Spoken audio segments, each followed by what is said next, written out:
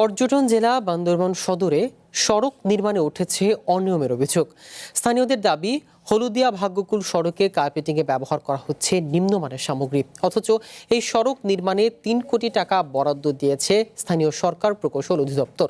কোনো ধরনের তদারকিও দেখা যায়নি নেই সড়কের কাজে, যার ফলে কোটি টাকার এই সড়কটির স্থায়িত্ব নিয়ে দেখা দিয়েছে চরম শঙ্কা। বান্দরবান জেলা সদরের সোয়ালুক ইউনিয়নের হলুদিয়া থেকে ভাগ্যকুল পর্যন্ত চলছে ৮ কিলোমিটার সড়কের কার্পেটিংয়ের কাজ। এলজিডির অর্থায়নে কোটি কোটি টাকা ব্যয় এই প্রকল্পে শুরু থেকেই নানা অনিয়মের অভিযোগ স্থানীয়দের। আমরা এখানে কাউকে দেখিনি, এটা আমার দোকান, কেউ থাকতো আর কাজ ভালো চলতো।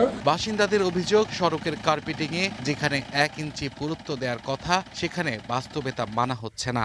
অনেক স্থানে নামমাত্র অত্যন্ত পাতলা করে কার্পেটিং করা হচ্ছে। অবস্থা এতটাই নাজুক যে কিছু কিছু জায়গায় হাত দিয়ে টেনে তুলে ফেলা যাচ্ছে সদ্য নির্মিত সড়কের পিচ ও পাথর।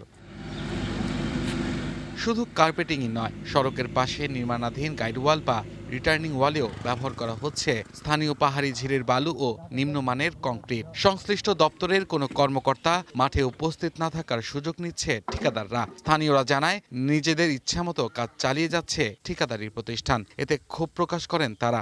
আমাদের কাজ চলিতে হচ্ছে যে কাজগুলো হচ্ছে এগুলো মোটর বানানো ব্যবসায়ী তো টিকবে না। বেলা দিচ্ছে যে 1 সপ্তাহ হয়েছে, এখন 1 সপ্তাহ ধরে উঠে যাচ্ছে, তো এগুলো চলে যাচ্ছে। 2025-26 অর্থ বছরে বড় অঙ্কের এই কাজটি যৌথভাবে বাস্তবায়ন করছেন ঠিকাদার শাহজাহান মিয়া ও ইউনুস। অনিয়মের বিষয়টি খতিয়ে দেখে দ্রুত ব্যবস্থা নেওয়ার আশ্বাস দিয়েছে স্থানীয় সরকার প্রকৌশল অধিদপ্তর। এগুলো আমরা চেক করবো, তো যেখানে কম থাকে প্রয়োজন আমরা আবার করাবো, এখানে কম নাই 1 ইঞ্চির মধ্যে 1 ইঞ্চি আমরা দেখবো, দেখে।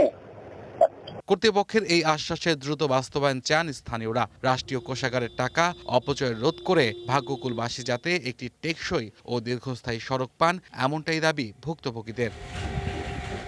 One national desk.